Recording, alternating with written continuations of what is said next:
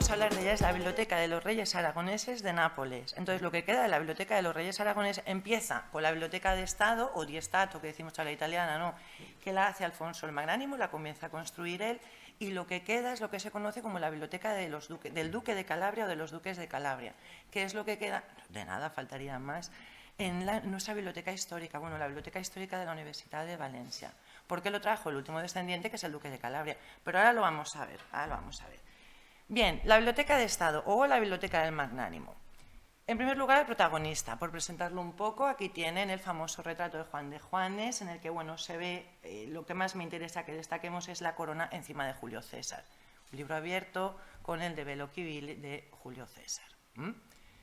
El protagonista es el monarca. El monarca nace en Medina del Campo en 1396, sube al trono de Aragón en 1416. Fallece en el 58 en Nápoles. Con esos tres datos podemos empezar a viajar. Después, la costumbre, perdonad. Su biblioteca, Castelnuovo. Como veis, como ven, pongo la imagen de un espacio físico, de una fortaleza, de un castillo. No estoy poniendo un arca itinerante. No vamos a hablar de una biblioteca itinerante, aunque su origen es ese. Vamos a hablar de un espacio físico concreto, que es el Castelnuovo. Allí se establecerá la biblioteca como estamos viendo aquí hoy. Eso no era propio en las cortes. Los libros viajaban, como viajaban los documentos. A partir de la Biblioteca de Stato tendremos una sede física propia. Por eso la imagen del castillo. Protagonista, la biblioteca, ¿sí? Bien. El protagonista, 4 datos así para que podamos movernos. Nace en Medina del Campo, como he dicho, sube al trono aragonés en el 16, hereda Nápoles en el 21, pero luego la reina cambia de parecer, Giovanna II di Nápoli cambia de parecer y dice, no, te desposeo, me voy con los franceses. Después se vuelve a tierras hispanas, programa, planifica su conquista de Nápoles, se dedica a la guerra hasta que finalmente lo conquista en el 42. ¿Por qué es importante su historia? Porque, evidentemente, desde el momento en que se asienta en Nápoles en el 43 hasta su fallecimiento en el 58, una de sus obras principales es la biblioteca.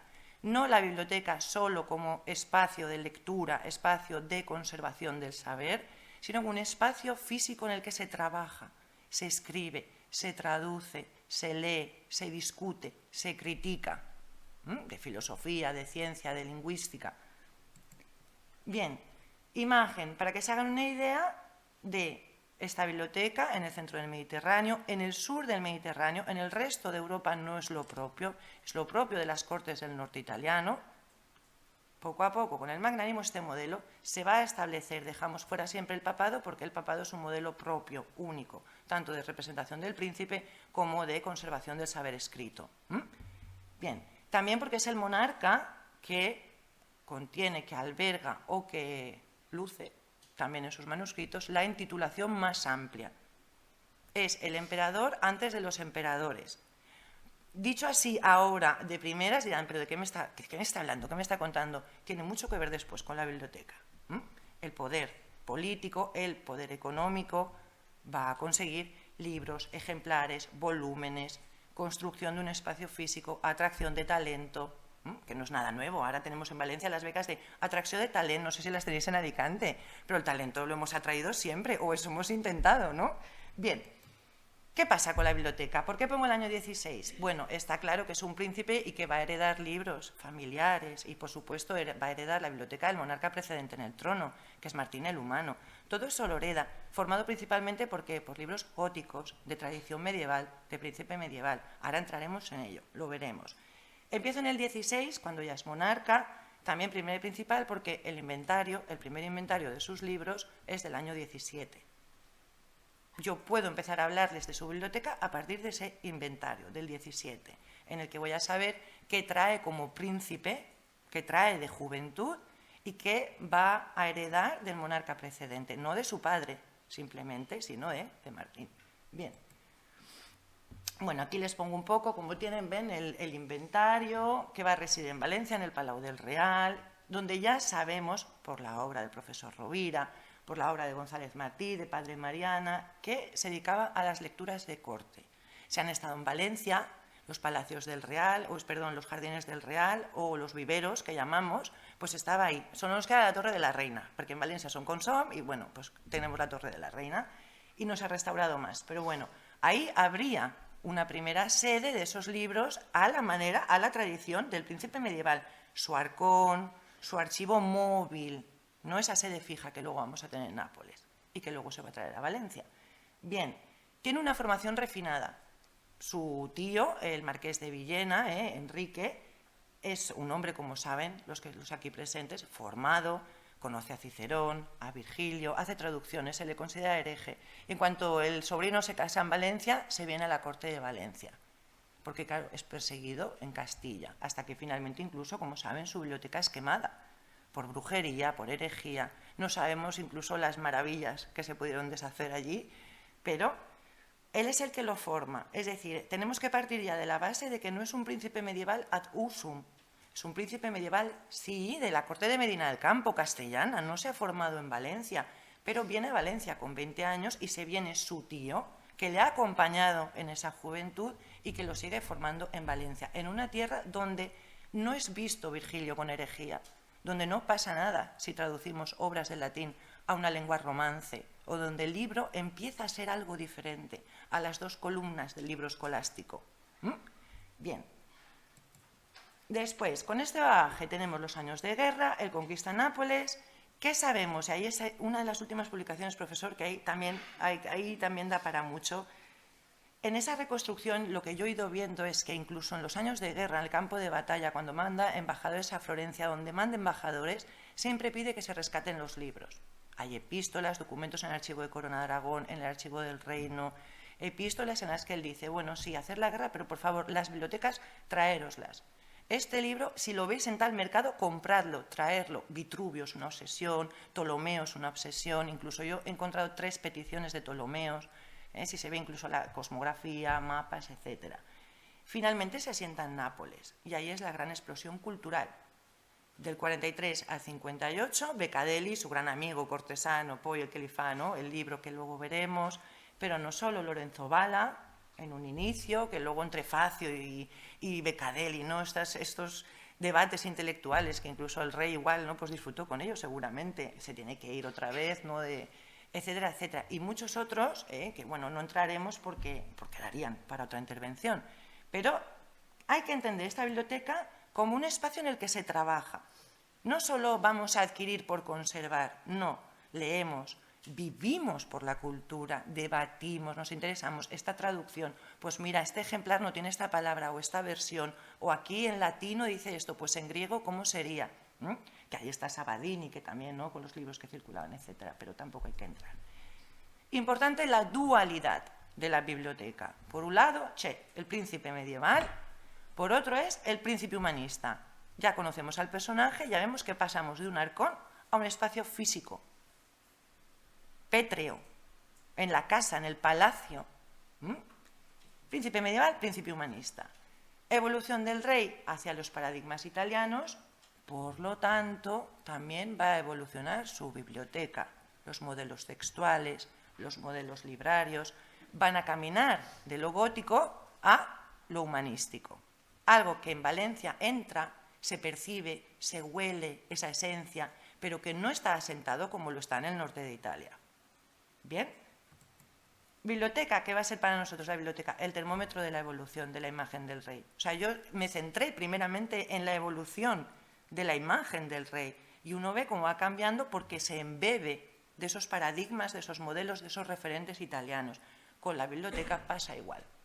Pasa igual. Y el mejor termómetro para ver esa evolución del rey, incluso de su imagen, a cualquier nivel, es la biblioteca, porque va cambiando poco a poco, los títulos, la impaginación, la encuadernación, todo, o sea, el libro como objeto, o sea, el continente y el contenido, todo va a cambiar. La biblioteca al final, igual que en las Cortes del Norte, se convierte en un símbolo de poder y de prestigio. Es decir, en una representación más del príncipe. Tenía esa doble función, es decir, es un centro de cultura, es un símbolo de poder a la vez. Vienen los intelectuales, nos nutrimos todos, funciona a nivel cultural, pero a nivel personal, para la imagen del rey, es un símbolo de poder. le interesa por ambas partes. Tiene que demostrar que es un príncipe humanista, como los nuevos, porque él se incorpora a este panorama, luego tiene que demostrar que es un príncipe virtuoso y humanista, pero a la vez que su biblioteca está a la altura. Y no solo lo consigue, sino que, como verán, es una explosión intelectual la que se va a producir por primera vez en el sur de Italia, si dejamos a Cicerón a un lado, claro, Virgilio, etc. Bien, por lo tanto, biblioteca como poder, como símbolo de poder, y la Liberalitas Augusta, es decir, por algo se le llama el magnánimo, porque da, porque es un gran mecenas, porque no, mira, en Valencia tiene fama de que es que va a derrochar-ho tot. Bueno, pero por lo menos el Santo Cáliz está aquí, aunque fuera pagando un crédito, y oye, pedazo de biblioteca, 200 y pico tomos, ¿no?, que hemos conservado y que, en fin, ahora veremos también. Y un estudium, reitero, no solo es un espacio en el que acumulo conocimiento, sino en el que se debate, en el que se habla, en el que se forma, en el que se estudia. Bien, ahora entramos de lleno en lo que es la biblioteca. ¿Qué características va a tener esta nueva biblioteca? Cuando ahora ya estamos dentro del castillo, ya visualizamos las estancias de Castelnuovo, ya tenemos la sede física. Bueno, esto ya lo he explicado un poco, viene a decir que, bueno, en fin, esta necesaria evolución, incluso la adaptación de su figura al panorama, pues bueno, le obliga a que su biblioteca se adapte. No me voy a entretener más porque es un texto más largo. Si alguien, y no soy la única que lo dice, otros autores como Francisco Rico, incluso Burckhardt, más allá del profesor Rovira y de mí, hay más autores que, si alguien representa este traspaso o este camino de lo medieval a lo humanístico, es el magnánimo. Es el primer príncipe europeo, digo siempre lo mismo, dejando a un lado el papado, que va a mostrar ese salto de la biblioteca, no solo su imagen, de la biblioteca de lo medieval a lo humanístico. A través de los inventarios conservados, hay más que, en fin, son posteriores, podemos estudiarlos a través de la obra de Tamaro de Marinis.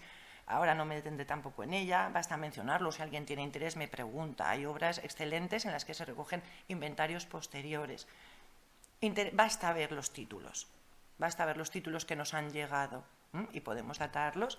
Entonces, vemos cómo se va pasando de ese modelo cortesano del ciclo artúrico, de texto jurídico, de intereses por el arte de la guerra, a textos de corte clásico, las virtudes, Julio César, Augusto, Farsalia, etcétera, etcétera. Bien, por tanto, como digo, asentamos, subrayadín, libro cortesano aristocrático, libro humanístico y moderno. Y la biblioteca de Estado aúna ambos. No todas las bibliotecas de Estado son así. La de Carlos V, bueno, sí, claro, por supuesto que heredaría libros en gótica o típico libro gótico, pero realmente ya tiene mucho más de impreso. También va a tener manuscrito, pues en el caso de Carlos V esa es la bisagra, manuscrito impreso, como pueda ser luego Felipe II, etc. En el magnánimo tenemos manuscrito, no va a llegar su vida hasta el impreso, aunque ya se ha comenzado a imprimir, pero convive lo aristocrático y cortés medieval con lo humanístico. Y me diréis, bueno, ¿y esto qué es? Pues vamos a verlo. Un modelo de libro el gótico, un modelo de libro el humanístico. Estáis en el máster, yo estoy segura que de esto ya tienen una idea todos, pero bueno, yo, si no, igual repaso. Dice, bueno, el primer modelo de libro tradicional cortés, natural de las grandes bibliotecas aristocráticas del siglo XIV, carentes de un proyecto cultural y de una precisa organización institucional, incluso de una sede física propia. Como los archivos también viajaban, luego ya no, luego ya tienen su espacio, sus escribanos, etcétera, las cancillerías, ¿no?, de Corona de Aragón, etcétera. Funcionales, a pesar de todo, a los modos libres e improvisados de lectura cortés inherentes a la culturación aristocrática y, por tanto, ricas en repertorio vulgar, en lengua romance, de obras de poesía narrativa, devocionales, de historia, cultura caballeresca, ciclo artúrico, jurídico-feudales, fundamentalmente plurilingües. Claro, luego ya con el libro humanístico recuperamos el latín, recuperamos el griego, pero bueno, vamos poco a poco. ¿Cómo es este libro gótico de la Baja Edad Media? Bueno, pues varios ejemplines, que tengamos claro que va a ser a 2 columnas, que la escritura propia va a ser la gótica textual, que luego, bueno, también tenemos libros en gótica cursiva, etcétera, con sus apuntines, distintos modelos, siempre con esa doble, libros encadenados para que veáis un poco la encuadernación, incluso libro de bolsa, porque nos movemos, viajamos, los llevamos encima de aquí para allá. Aquí ya tendríais un libro más lujoso, como es esta Biblia de San Vicente Ferrer, del Archivo Biblioteca de la Catedral de Valencia, tenemos varias. Tenemos otra biblioteca histórica, esta es una de Les Boniques, de las que se ha conservado bien, de las que, porque vieran un poco un libro gótico, lujoso. Este sería el Oficio de San Jorge, igual no se ve aquí.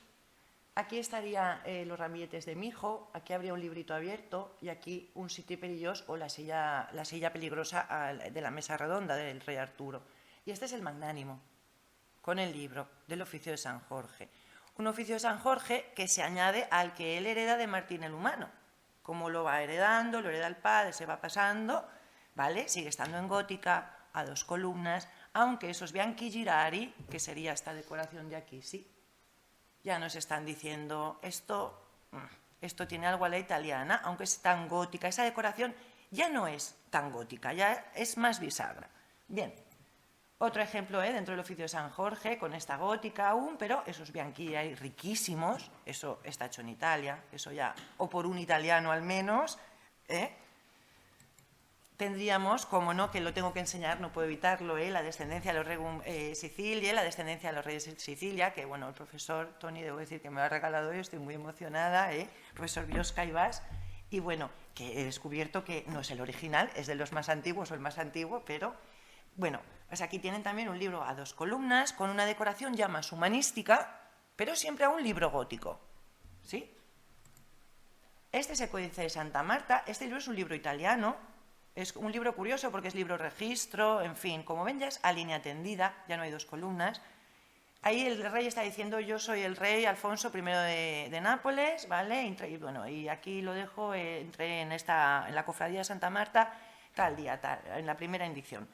Por lo tanto, sería 25 de diciembre, con la cronología, o sea, para Navidad. La cuestión, ahí tiene el siti perillos, lo que denota la propiedad, y siendo un libro de Italia con una decoración a la italiana, escrito en gótica. Poco porque vean esa diferencia entre las 2 columnas, el libro escolástico universitario y cómo la evolución hacia ese nuevo modelo. Segundo modelo, el que todos sabemos, el humanístico. Un nuevo modelo muy diferente del primero, aquel que nace en algunas cortes de la Italia de la segunda mitad del 480, del siglo XV, y que adopta los tipos de escritura del libro, la nueva cultura del texto. Al final, que en la primera mitad del siglo se había considerado en la Italia central, al norte, Florencia, Padova, así, ¿vale? Y por humanistas que, bueno, nuevo modelo escriturario o de escritura con Niccolò Nicoli, Pollo Bracciolini y Francesco Bruni. ¿Cómo es este libro? Como ven, no pongo el libro del Renacimiento, pongo el libro Baja Edad Media, Renacimiento. ¿Por qué? Porque nos acompaña, porque mientras en Italia y en la Corona de Aragón estamos con estos libros humanísticos, gótico-humanísticos, finalmente el libro humanístico que se consolida, Castilla va a ser otro mundo. Son cortes diferentes, tradiciones diferentes. Hasta que se introduce ese humanismo va a hacer falta más tiempo. Hasta que se va a difundir al resto de Europa hace falta más tiempo. Bien, estos ya que van a ver, todos pertenecen de la biblioteca del Duque de Calabria. Estos ya son todos con total seguridad de la biblioteca del Magnánimo. Aquí tienen, bueno, no voy a entretener, pero bueno, este es precioso, este Macrobio, la montañita de diamantes, que yo sigo peleando, estoy convencida de que este manuscrito está hecho en vida del Magnánimo y por tanto es un emblema suyo, y no sé por qué, no es porque estoy en Alicante, pero creo que tiene mucho que ver con el puerto de Alicante por el que se extraía la sal y que lo que brilla son montañas de sal. Pero bueno, eso es cuestión de emblemática, no voy a entrar porque tengo un compañero que dice que es una cosa totalmente diferente y ahí estamos todos los cafés debatiendo. Bueno, título, pues una Saturnalia de Macrobio. No es propio de la tradición medieval, es un libro humanístico, Sescax, etc., Gianozzo Manetti. Aquí tendrían otra vez los emblemas, Siti Perillos, Trono de Nápoles, la jarra con azucenas, que la era su padre Fernando de Antequera, el libro abierto. Eso, vamos a decirlo ya, lo reservaba para más adelante, pero visto que estáis muy atentines, es el símbolo de la sabiduría y del conocimiento. Es el rey que siempre porta un estandarte con un libro abierto. Ya dice mucho de él. Y bueno, las armas de Aragón, en la parte inferior, como ven, esa humanística redonda, esas mayúsculas que aún no son capitales romanas perfectas, pero que ya las llamamos románicas, a paleografía las llamamos románicas porque ya buscan los modelos, aún no los consolidan, aún no los definen, pero bueno, los bianchi girari, etc. Aquí tendríamos los epítome de Justino. Este es muy bonito porque verán que están todos los emblemas, giramos y ya está. Las almas de Aragón, ahí tienen Sicilia y aquí ya con las de Nápoles, Jerusalén, Hungría. el Lorenzo Valla, este es el Vaticano, el 1565, el Gran Triunfo, que contiene el Valla y contiene después el Beccadelli, del que luego hablaremos. Aquí tendríamos un Séneca, con varias obras de Séneca, y este es el Magnánimo de perfil. Eso denota propiedad del manuscrito, nos dice este manuscrito es mío, estoy yo. Las armas, los escudos, bueno, eso supongo que también los presentes ya lo sabéis. Igual que los emblemas, él aparece representado, el que aparezcan las armas, denota propiedad del manuscrito.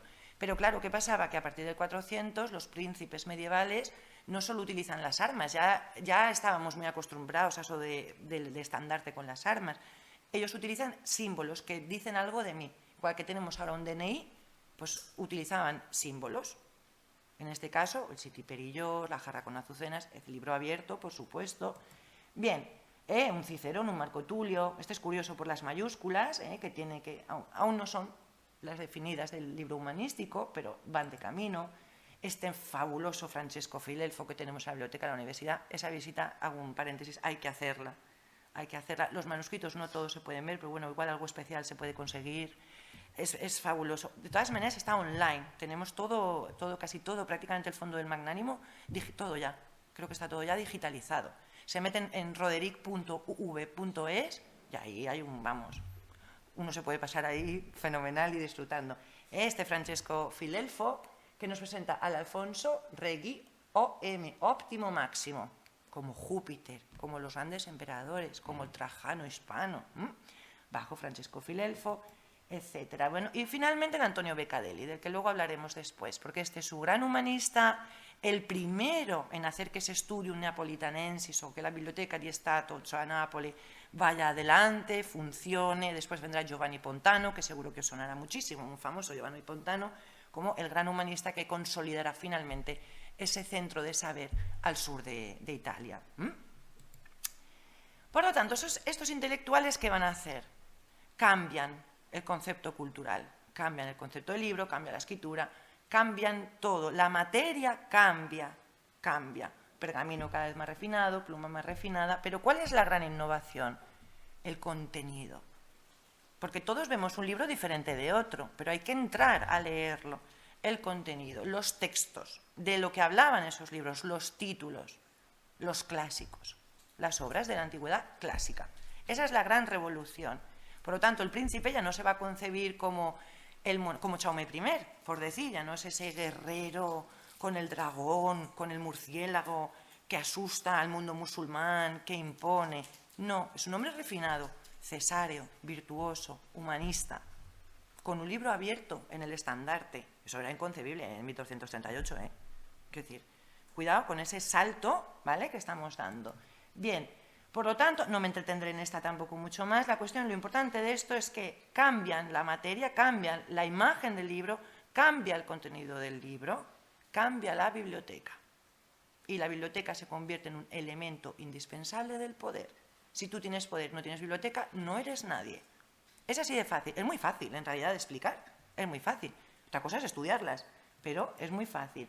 Por tanto, con Alfonso el Magnánimo tenemos este primer gran ejemplo, más allá del norte de Italia, el único y principal, que es su gran biblioteca de Estado, como símbolo de prestigio y de poder, al fin y al cabo, como representación. Bien, y tenía que ponerla una frase de Ryder, gran estudioso y biógrafo del Magnánimo, que nos dice: los centenares de volúmenes obtenidos así, en campos de batalla, en campos de guerra, en casas que se han expoliado en batalla, esos libros no se tocan, en mercados, en cualquier embajada, donaciones, etc. Los centenares de volúmenes obtenidos así convirtieron la colección del rey en una gloria de su época, pero su biblioteca siempre fue algo más que una simple acumulación de refinados códices o monumento al pasado.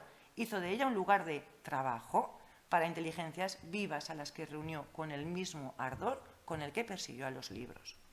¿Vale? Es decir, es un centro de como la universidad donde estamos hoy, por decir, naturalmente.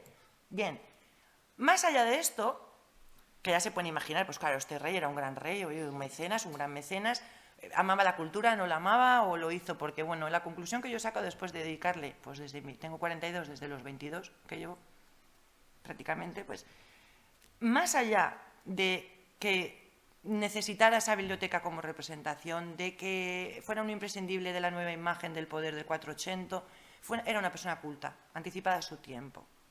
Anticipada a su tiempo, que ya cruza Italia con una cierta formación. No puedo decir nada más de ahí porque sería especular. Pero alguien que lleva ya un libro abierto como emblema cuando cruza el charco, bueno, ahí hay algo. Bien, por si quedaba duda a esto que yo estoy planteando, hubo un humanista que fue Beccadelli que dijo, bueno, pues no va a quedar duda para la historia, ni para los contemporáneos ni para la posteridad. Ya voy a hacer yo un libro en el que digamos que el rey es sabio, que es virtuoso, que es humanista, que le encanta leer, que había unos debates fabulosos en Castelnuovo que hasta nos daban hasta las tantas allí, con el Cicerón, con Virgilio, etc. Y este es Beccadelli. Por tanto, además de constituir su propia biblioteca de Estado un símbolo de poder, el humanista áulico, perdón, por excelencia, Beccadelli, lo lega a la posteridad, ¿vale? Como amante de cultura, gran mecenas, modelo de príncipes. Por tanto, ¿qué tenemos? Alfonso el Magnánimo como símbolo de ese nuevo príncipe, con su biblioteca, se convierte en el primer gran ejemplo a seguir. Es decir, si Carlos V, ya lo veremos, se preocupa por tener ediciones impresas de este Beccadelli y biblioteca similar, es porque antes está el Magnánimo. Y si luego tenemos a Felipe II y la gran biblioteca del Escorial, de la que veníamos hablando después de comer, es porque Alfonso estuvo antes. Alguien trajo, y no fue solo Italia, ¿eh? Es el eslabón, el primer eslabón relevante en toda esta historia del caminar de España hacia el Renacimiento. Bien, aquí tendrían un Beccadelli a la manera gótica. La escritura pretende ser ya una humanística, si se dan cuenta las mayúsculas no. El quien escribe o quien escribió las mayúsculas no sabe. Pero ya esa línea tendida, con lo cual es un libro gótico pero humanístico a la vez. Ahí estamos, está escrito en latín, ya no es en romance, pues bueno, Beccadelli es que está en latín, luego las traducciones son posteriores, no muy posteriores, curiosamente, también lo veremos. Tendríamos el Vaticano latino, que antes les he puesto esa imagen del bala, del triunfo. Pues bueno, esto es el mismo Vaticano latino, que después del bala nos viene el Beccadelli, con su propio triunfo también. Aquí tendrían un detalle, este es del folio del 124 recto, de pertenencia, porque muchos han discutido, es que este es posterior, esa escritura... No, está el Magnánimo, no es Ferrante I da Napoli, cioè Alfonso, quindi no hay lugar a la duda, no hay lugar. Aquí tendrían que este es precioso, el Urbinate Latino 1185, que perteneció al Duca de Urbino, como bien dice, el Urbinate Latino. Las mayúsculas, fija, ya no puedo volver atrás, bueno, da igual. Las mayúsculas eran diferentes, totalmente. Ya son unas capitales propias del libro humanístico consolidado. Y llegamos incluso a ver casos, y dudé, esto es una de las cosas que dudé en si incluir o no, pero he querido incluirla, para que veáis cómo incluso en el propio estudio de Nápoles, no solo escribió la obra Beccadelli, sino que luego se copió, vamos a decir, salvando las distancias y muy entre comillas, de manera incluso industrial.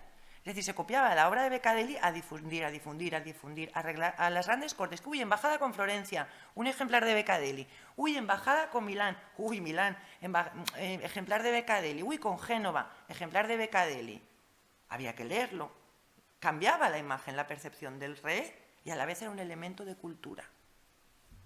Pues bueno, he llegado al caso, se publicó hace unos años, aunque sigo trabajando en ello porque creo que hay más, de dos manuscritos de autores diferentes, pero los dos están copiados en Nápoles y coetáneamente. Con lo cual, apoyaría esa tesis de, bueno, aquí no solo se debatía y se hacía, pero también se lavaba la imagen del rey.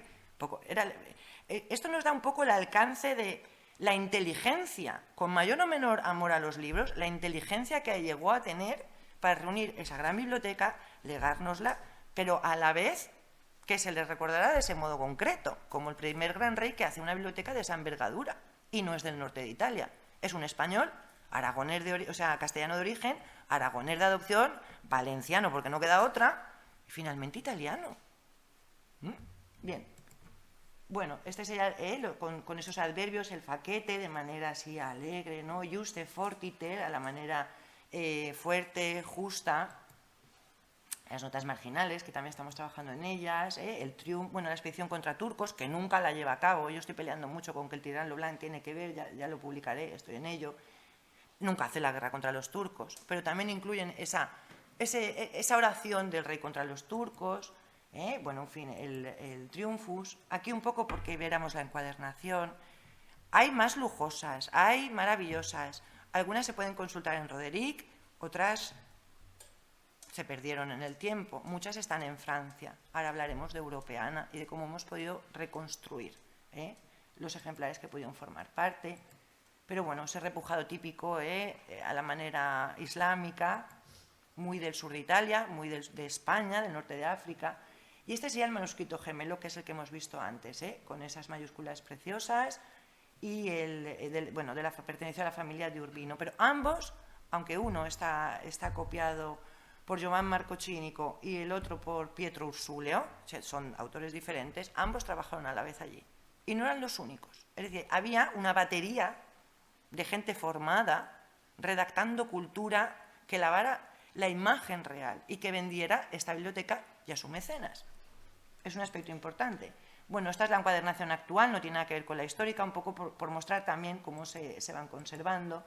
Y la comparativa, no me entretendré mucho más, pero bueno, son adverbios de modo: el rey de manera grave, el rey de manera justa, el rey de manera modesta, el rey de manera alegre, de manera cívica, sapiente. El sapiente está, como digo en italiano, dappertutto, cioè el sapiente está por toda la obra, sabio como el solo, que seguramente lo era. Yo no lo podemos poner en duda, pero tampoco puedo venir aquí a decir, porque yo no lo he conocido, ojalá que más hubiera querido yo, ¿no? Pero sí, conozco la biblioteca y bueno, puedo aproximar un poco esa imagen que incluso con esa biblioteca se quiso hacer. Bien, aquí simplemente los manuscritos del Beccadelli que he podido estudiar, 7 de 8, porque el octavo sigo teniendo problemas, aunque ya he descubierto que quizá ya he localizado unos 30.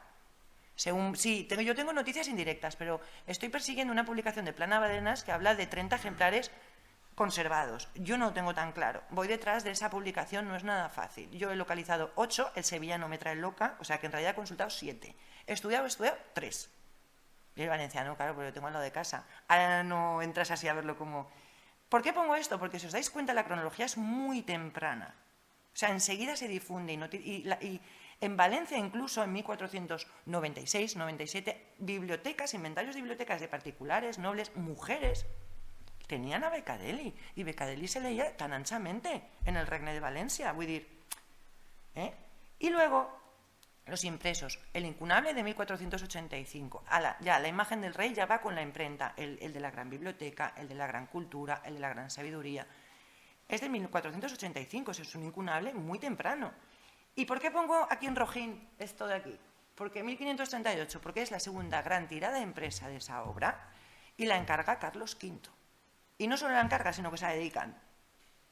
Cuidado, igual que el retrato de la entrada, el que he puesto al principio, lo hace la ciudad de Valencia para mostrar un ejemplo de príncipe al joven emperador. Cuidado, que aquí hay mucho más detrás de la biblioteca. Bien, por tanto tenemos el libro abierto y la Liberalitas Augusta. Es decir, el rey, que es un águila imperial que da todo, la Liberalitas es la liberalidad, a la cultura, al saber, a esa gran biblioteca. El Divo Alfonso, antes lo tenía que poner, no me puedo resistir nunca con este mármol, como igual que pongo el óptimo máximo, el Divo, porque es a la manera clásica, a la manera de los textos que están leyendo. Es que esos artistas lo pintan así, lo dejan grabado así, lo representan en mármol así, porque lo que están leyendo son los tratados de Vitruvio, porque están leyendo a Julio César, porque están leyendo la Eneida de Virgilio. Entonces, el rey va a tener esa imagen y su biblioteca va a contener esos textos. Bien, el Justino, que ya lo he puesto para colofonar esos emblemas. ¿Qué va a pasar con esta biblioteca? Que es lo que veníamos hablando al principio. ¿Qué va a pasar? ¿Qué pasa desde el 480 hasta la actualidad? Bueno, el rey se muere en 1458, y aquello ya es un centro de ebullición de saber, de copia, de transmisión de textos, de traducción, etc. Antonio Beccadelli muere un poco después de fallecer el monarca.